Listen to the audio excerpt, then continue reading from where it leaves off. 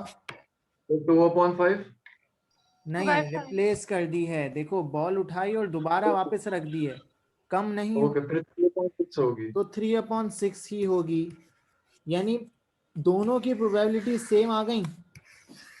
यानी मैं बॉल, पहली बॉल कौन सी उठा रहा हूं और दूसरी बॉल कौन सी उठा रहा हूं, क्या ये दोनों आपस में, दोनों इवेंट्स आपस में डिपेंडेंट है या इंडिपेंडेंट है? क्या एक की प्रोबेबिलिटी दूसरे पे डिपेंड कर रही है? सर डिपेंड नहीं कर रही क्योंकि रिप्लेस कर डिपेंड रहे हैं। नहीं कर रही क्योंकि रिप्लेस कर रहे हैं। मैं ये कोई फर्क ही नहीं पड़ता कि तुम पहली बॉल कौन सी उठा रहे हो, प्रोबेबिलिटी दूसरी बॉल की हमेशा इंडिपेंडेंट होगी और प्रोबेबिलिटी पहली बॉल की भी हमेशा अपने इंडिपेंडेंट होगी। दोनों एक दूसरे पे डिपेंड कर ही नहीं रहे क्योंकि तुम बॉल ही वापस रख दे रहे हो। तो वो इवेंट 1 का जो है सारा सीन वो खत्म हो चुका है क्योंकि हमने बॉल ही वापस रख दी। तो ये केस है, एग्जाम्पल है किसकी? इंडिपेंडेंट इवेंट्स की। लेकिन अगर मैं बोलता हूं कि भाई मैंने क्या किया, मैंने बॉल उठाई एंड विदाउट रिप्लेसमेंट,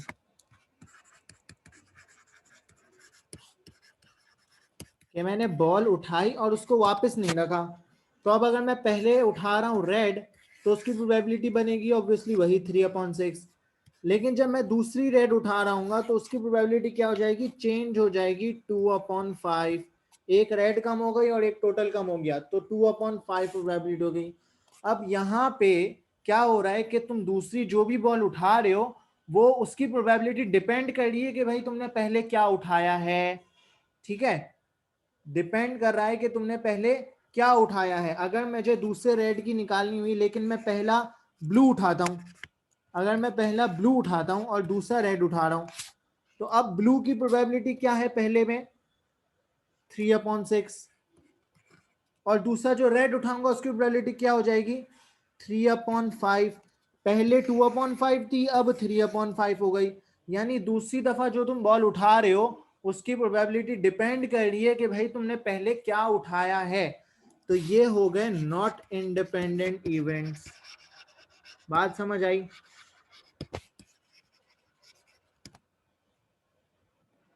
बात क्लियर हुई एग्जाम्पल से? Clear sir. जवाब दो सब। जी सर। जी सर क्लियर। अच्छा, अब हमारे पास जो है एक फॉर्मूला है जिसके थ्रू हम जो है ये प्रूव करते हैं कि हमारे जो इवेंट्स हैं वो इंडिपेंडेंट हैं या नहीं। हमारे पास अगर दो इवेंट्स हैं A and B, to see whether events A and B are independent, हम एक फॉर्मूला यूज करते हैं which is probability of A multiply by probability of B is equals to probability of A intersection B. ठीक है, एक event है A, उसकी probability multiply by दूसरी इवेंट की probability is equals to probability A intersection B. अब A intersection B की probability कहाँ से आएगी? ए इंटरसेक्शन बी की प्रोबेबिलिटी होगी ऐसी प्रोबेबिलिटी जो वो हो जिसमें दोनों इवेंट्स एक साथ अकर हो रहे हो। ऐसी पॉसिबिलिटी जिसमें दोनों इवेंट्स एक साथ अकर हो रहे हो, उसकी जो प्रोबेबिलिटी होगी that will be my probability of A intersection B. Probability of both events occurring together। क्या मतलब हुआ सर? इसकी भी एग्जांपल दें। बिल्कुल एग्जांपल देंगे इसकी। मैं बोलता हूं कि मैं जो है एक डाइस थ्रो कर रहा हूं। ठीक है, मैंने जो है एक डाइस थ्रो किया है एक दफा। अब मैं बोल रहा हूं कि भाई मेरा इवेंट ए है,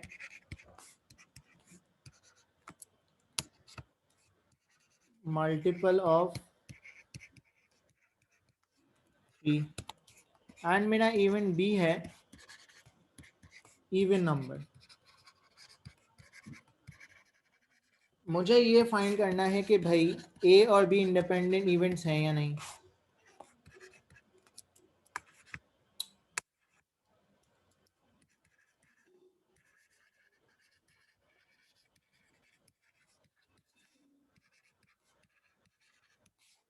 एक इवेंट है मल्टीपल ऑफ 3 और दूसरा इवेंट है कि इवन नंबर आए, और मुझे ये फाइंड कर डिटरमाइन करना है कि भाई ए और बी इंडिपेंडेंट है या नहीं।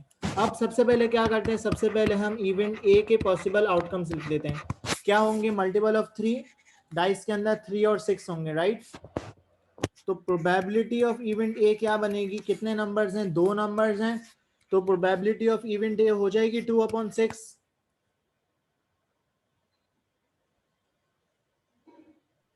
Yes sir. ठीक है, अब इवेंट बी, भाई किसी को किसी भी पॉइंट पे कोई मसला हो तो बीच में रोक देना मुझे। इवेंट बी क्या है मेरा, इवन नंबर, इवेंट क्यों लिखा है, इवन नंबर। अब इवन नंबर्स कितने हैं मेरे पास, 3 नंबर्स हैं, 2, 4 एंड 6। उसकी प्रोबेबिलिटी क्या होगी, 3/6। मेरे पास इवेंट ए की प्रोबेबिलिटी आ गई, इवेंट बी की प्रोबेबिलिटी आ गई। अब ऐसे कौन से पॉसिबल आउटकम्स हैं जो दोनों इवेंट्स में अकर हो रहे हैं, कौन से हैं? कोई ऐसी चीज है जिसमें दोनों इवेंट अकर हो जाएं? सर 6 के केस में। 6 के केस में अगर मेरा डाइस पे 6 आ जाता है तो मेरा इवेंट ए भी हो रहा होगा और इवेंट बी भी हो रहा होगा। तो probability of A intersection B क्या हुई, कितनी पॉसिबल आउटकम्स हैं इंटरसेक्शन बी के, 1। तो प्रोबेबिलिटी हो जाएगी 1/6। ये तीनों मेरे पास आ गई चीजें जो मुझे फॉर्मूले के लिए रिक्वायर्ड हैं। तो probability of A multiply by probability of B is equal to probability of A intersection B. Check करेंगे कि ये इक्वेशन सेटिस्फाई हो रही है या नहीं। तो 2/6 multiply by 3/6 is equal to 1/6।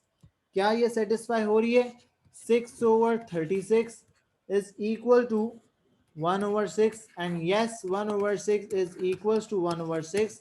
Hence even A and B are independent.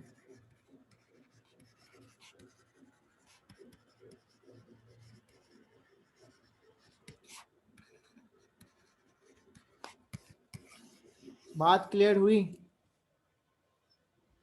कोई कंफ्यूजन हो तो पूछ लो, जैसा भी सवाल हो, भले बहुत ही फजूल सा सवाल भी हो तो पूछ लो।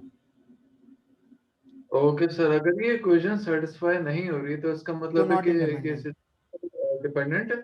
डिपेंडेंट नहीं बोलते, होते इनको नॉट इंडिपेंडेंट लिखते हैं। A and B are not independent events. Not independent, okay. हाँ, लिखेंगे नॉट सर इंडिपेंडेंट। फॉर्मूला हमेशा यही यूज होगा, राइट? फॉर्मूला हमेशा ये यूज होगा। और ऐसा तो नहीं हो सकता कि 3 इवेंट्स हो गए? नहीं नहीं नहीं नहीं, दो दो इवेंट्स का ही पूछेगा। अच्छा ठीक है। ठीक है, 3 का भी हो ही सकता है, ए इंटू बी इंटू सी, तो फिर वो तीनों का जो इंटरसेक्शन होगा उसके इक्वल आना चाहिए, लेकिन वो आएगा नहीं, हमारे पास 2 इवेंट्स तक का ही। अच्छा ज़ैनब, क्लियर है? जी सर क्लियर है। अच्छा, अब हम बात करते हैं म्यूचुअली एक्सक्लूसिव इवेंट्स की। अहमद, तुम्हें क्लियर है?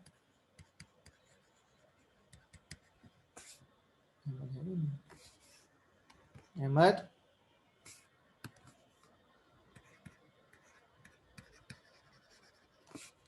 अच्छा, म्यूचुअली एक्सक्लूसिव इवेंट्स क्या होते हैं?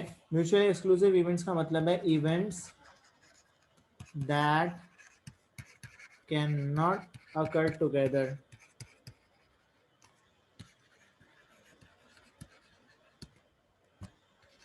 Events that can not occur together, ऐसे इवेंट जो कभी भी एक साथ अकर नहीं हो सकते, that are called mutually exclusive events.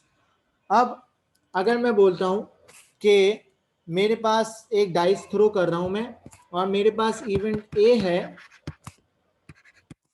कि ऑड नंबर आए, और इवेंट बी है कि इवन नंबर आए, क्या ऐसा पॉसिबल हो सकता है कि तुम डाइस थ्रो करो और जो नंबर आए वो एक ही वक्त में ऑड नंबर भी हो, इवन नंबर भी हो? क्या ऐसा पॉसिबल है? नहीं सर। नहीं है पॉसिबल। तो इसका मतलब ये हुआ कि A and B are mutually exclusive events, कि ये दोनों इवेंट्स कभी भी एक साथ अकर नहीं हो सकते, इसलिए ये दोनों म्यूचुअली एक्सक्लूसिव इवेंट्स हैं। एंड अगर ये दोनों एक साथ अकर नहीं हो सकते तो इनकी प्रोबेबिलिटी ऑफ ए इंटरसेक्शन भी क्या होगी?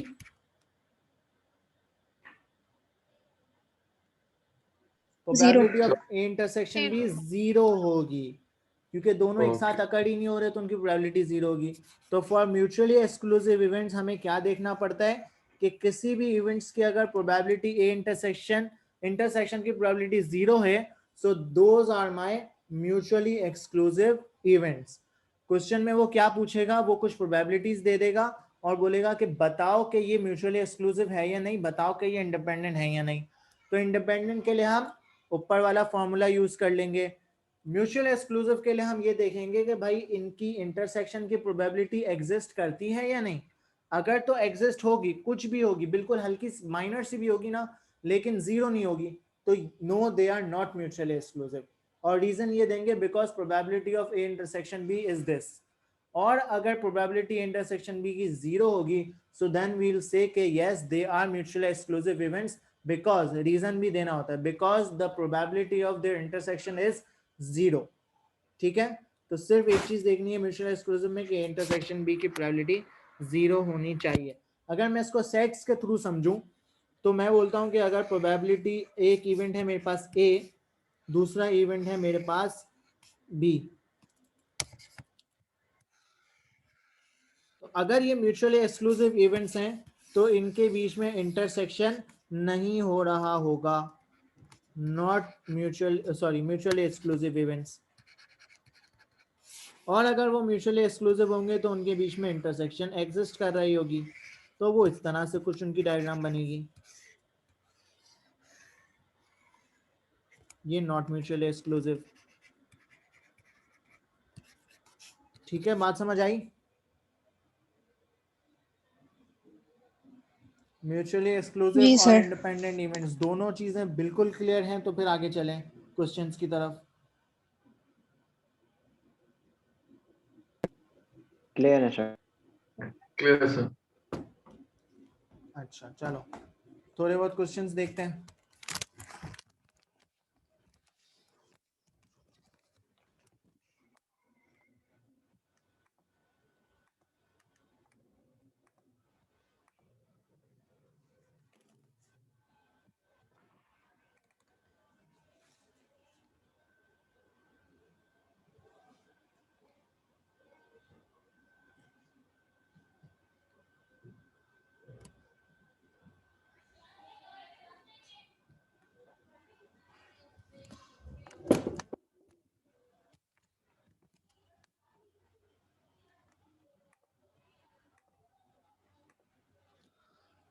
अच्छा, question number 1, events A and B are such that probability of A is this, probability of B is this, probability of A and B is 0.4.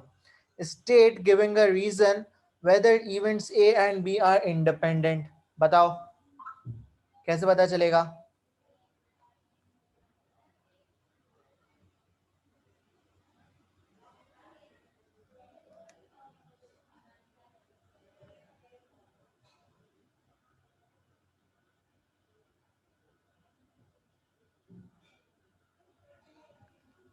They're not independent, sir. Not independent क्यों? Because जब हम multiply करेंगे A और B को, तो we aren't getting A and B की probability जो 0.4 है. हाँ, 0.3 multiplied by 0.8 is not equal to 0.4. 0.3 multiplied by 0.8 is not equals to 0.4, इसलिए ये not independent है। and mutually exclusive है या नहीं? ज़ैनब बताओ।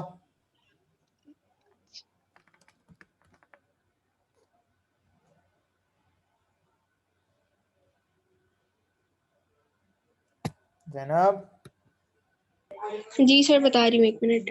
इवेंट पे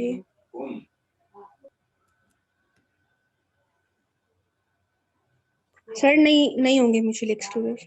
क्यों नहीं होंगे? क्योंकि इनकी अलग प्रोबेबिलिटीज हैं।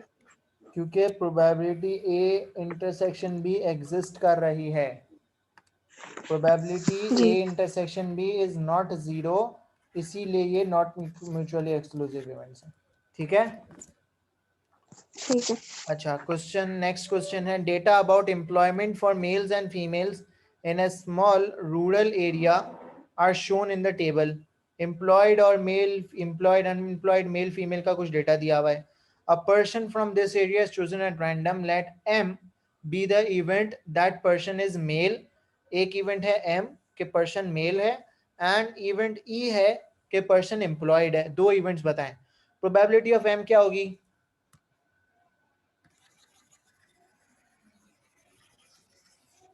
Probability of M का मतलब है probability के person male हो, उसकी probability क्या होगी?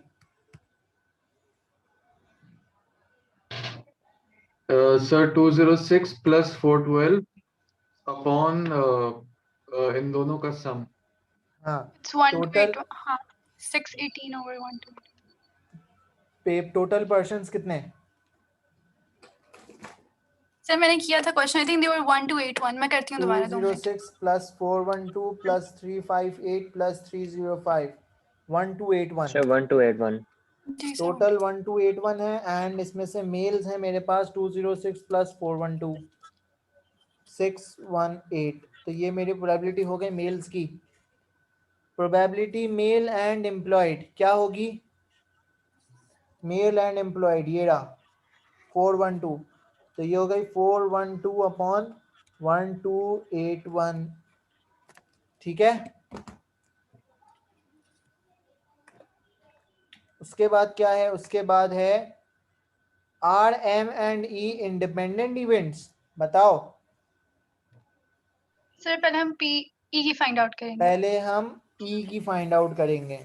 हमने एम की निकाल ली है, हमने एम एंड ई की निकाल ली है, अब हम ई की निकालेंगे. तो निकालो और चेक करो It's कि आर दे इंडिपेंडेंट और not. no, they're not independent.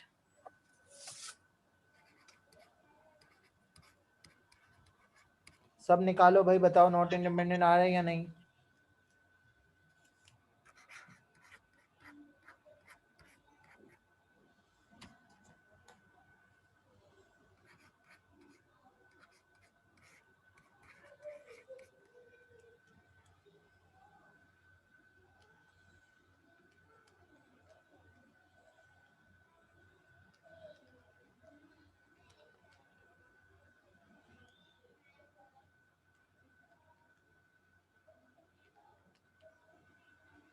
बताओ क्या आया सबका. सिर्फ फॉर्मूला लगाना है.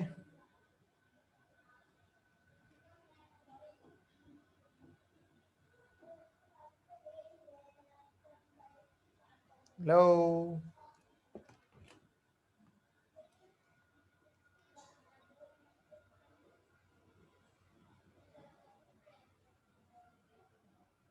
भाई जवाब दे दो.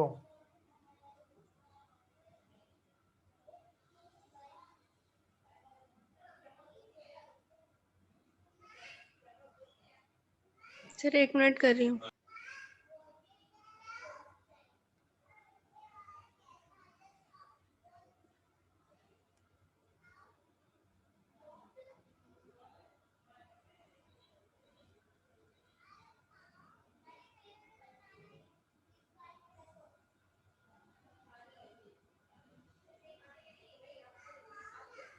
सर जो लास्ट वाला क्वेश्चन है वो कंडीशनल प्रोबेबिलिटी कहते हैं उसको. हाँ, लास्ट वाला कंडीशनल है. अच्छा.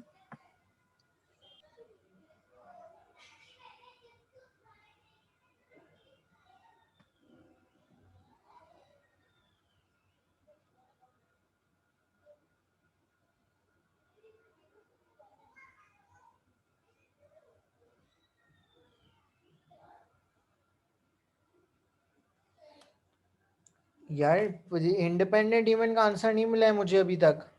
क्या हो गया है? सर ये इंडिपेंडेंट नहीं है. क्यों? हाँ तो जब बोलो ना. ये नहीं आ रही वैल्यू क्योंकि 412 अपॉन 1281. हाँ सही है. लास्ट वाला पार्ट करो अब. कंडीशनल प्रोबेबिलिटी 2-5 मिनट दे रहा हूँ, करो उसको, फिर मैं कराऊंगा. लास्ट क्लास में करा था हमने कंडीशनल प्रोबेबिलिटी.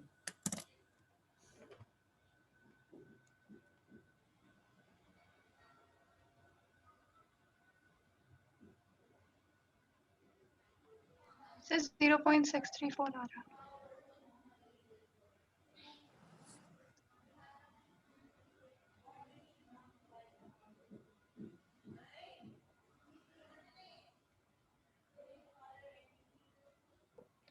Yes, sir. 0.634. ठीक है, सब निकाल लो भाई। अगर किसी के से जीरो नहीं हो पॉइंट रहा सिक्स तो थ्री बोलो, फोर मैं कर देता हूँ। 0.634।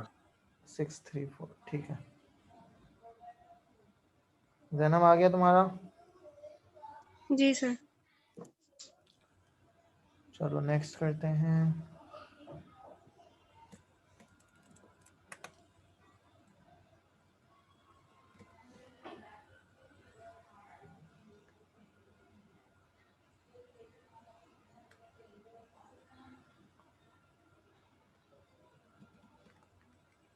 ये करो, जून 10 वाला।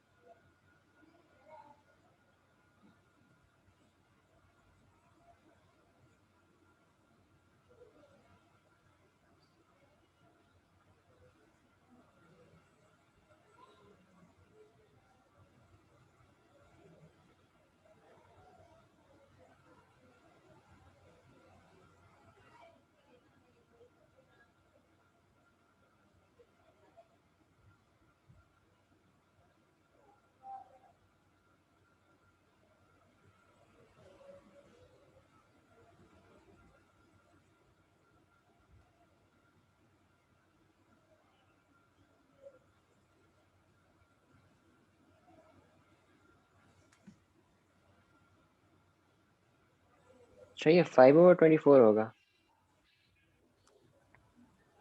पार्ट 1 की जी, पार्ट 1 की 5/24। 5/24। अच्छा, आंसर चेक कर लेते हैं। भाई किसी ने सर किया है इसके पार्ट 1 का आंसर? हाँ इसके लिए वो टेबल बनेगी मल्टीप्लिकेशन के लिए। हाँ हाँ हाँ, वो टेबल जो बनाते हैं डाइस वाला।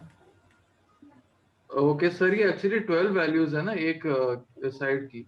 हाँ, एक डाई टू की फेयर 12। डाइस, हाँ 12 साइड्स हैं, 12 साइड्स वाला है। तो तो सर ये यहाँ काफी टेबल बड़ा। बना या नहीं, तो टेबल नहीं बनाओ ना, ऐसे ही देख लो 24 किस किस तरह आ सकता है, ऐसे ही चेक कर लो। सर सर टोटल उसके में प्रोबेबिलिटी पेयर 24 होगी ना? सर क्या 12 बोल रहे 2 हो? 6 अब सब एक साथ बोल रहे हो यार, क्या बोल रहे हो, कौन बोल रहा है? Sir total number of probability जो है वो 24 होगी ना? टोटल आउटकम टोटल जो हो सकते टोटल हैं। आउटकम्स आपके होंगे 24 नहीं होंगे, टोटल आउटकम्स आपके होंगे 12 मल्टीप्लाई बाय 12, 144। टोटल आउटकम्स आप तो पता फिर ये करते हो, जो एक इवेंट का आउटकम है और मल्टीप्लाई बाय दूसरे इवेंट का आउटकम, तो 12 मल्टीप्लाई बाय 12, 144 टोटल आउटकम्स होंगे आप। तो सर इसका आंसर बता दूं? बताओ। मतलब इज इट 6/144? इसके पेयर्स बना के कर सकते हैं ना? हाँ, पेयर्स बना के कर सकते हैं। देखो क्या क्या पेयर्स बनेंगे 2 हमारे, into चेक कर 12, लेते हैं। आपके 2 12 आएगा, 12 2 आएगा, 2 हो गई ये। 3 8, 4 6 आ जाएगा, 6 4 आ जाएगा, 3 8 83 और बस। जी हाँ 6 हो गए, तो टोटल आउटकम 6 हैं फेवरेबल और टोटल आउटकम्स 144 हैं। महद 144 वाली बात समझ आई? जी सर। ठीक है, सर इसका जब मुझे हम नहीं आई। भाई देखो, जब डाइस पे 6 फेसेस होते हैं तो टोटल कितने आउटकम्स आते हैं? 1 2 3 4 5 6 यहाँ पे लिखते हैं, 1 2 3 4 5 6 यहाँ पे लिखते हैं, और यहाँ पे टोटल आउटकम्स होते हैं सारे। सही है। तो ये टोटल कितना होता है? 36 होता है। जी कैसे? 6 मल्टीप्लाई बाय 6, एक डाइस के आउटकम 6, दूसरे डाइस के आउटकम 6, तो यहाँ पे एक डाइस के आउटकम्स कितने हैं? 12। तो एक डाइस के आउटकम 12 मल्टीप्लाई बाय दूसरे आउटकम्स 12, हो गया 144, यानी 144 मेरे टोटल आउटकम्स हैं। बात समझ आई? सही है। सही है। अब इसमें से हमें देखना है कि 24 किस किस तरह बन सकता है। तो 6 पॉसिबिलिटीज हैं जिनसे 24 बनेगा, तो प्रोबेबिलिटी हो गई 6/144। अब प्रोबेबिलिटी ऑफ आर कि both of the numbers are greater than 8, इसके क्या क्या बनेंगे वो निकालो। इसी तरह वलीद वो बना, ये पॉसिबिलिटी डायग्राम से भी कर सकते हो, लेकिन बहुत लंबा चला जाएगा वो। यस सर, अगर ये 6 साइडेड डाई होती तो फिर वो शायद पॉसिबल था। हाँ 6 डाइस होता तो हो जाता, वो तो इजीली हो जाता।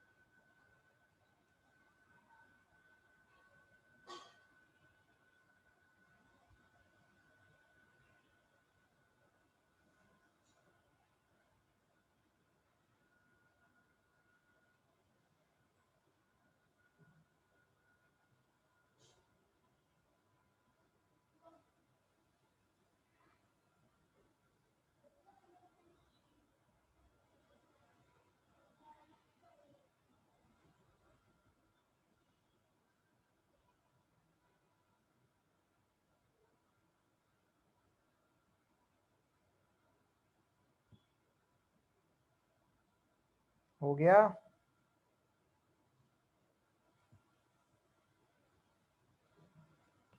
सर आंसर 25/144 है।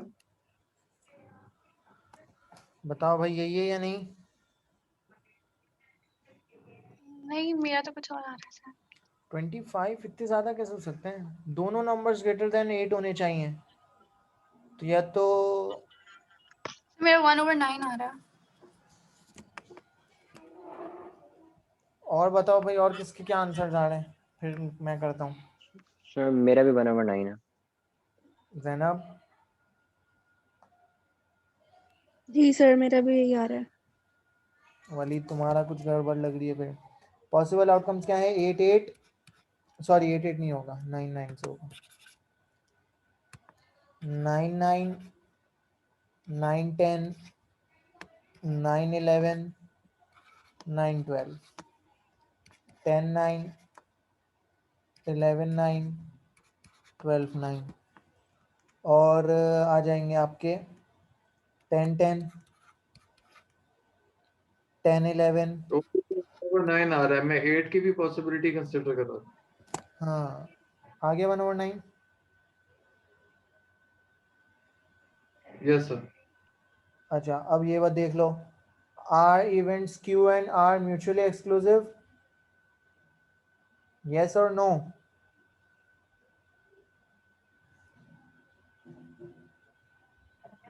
Yes sir. वाई? रीजन बताओ, सब बताओ अपना अपना रीजन। सर रीजन है कि इनकी वैल्यूज इंटरसेक्ट नहीं कर रही। क्या रीजन है भाई, बताओ सब।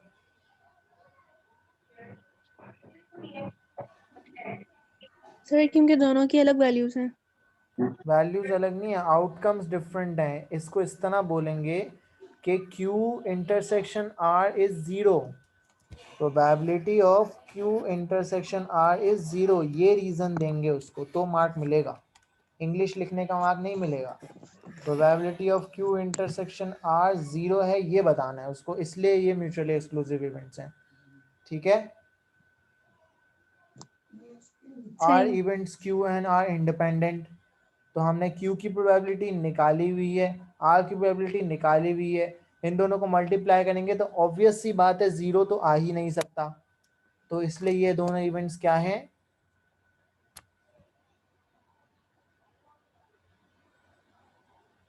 Sir independent. कैसे इंडिपेंडेंट हैं?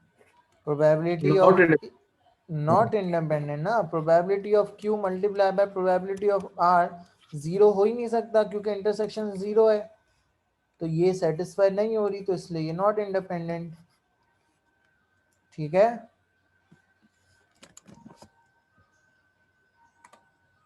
क्लियर है सबको? जी सर।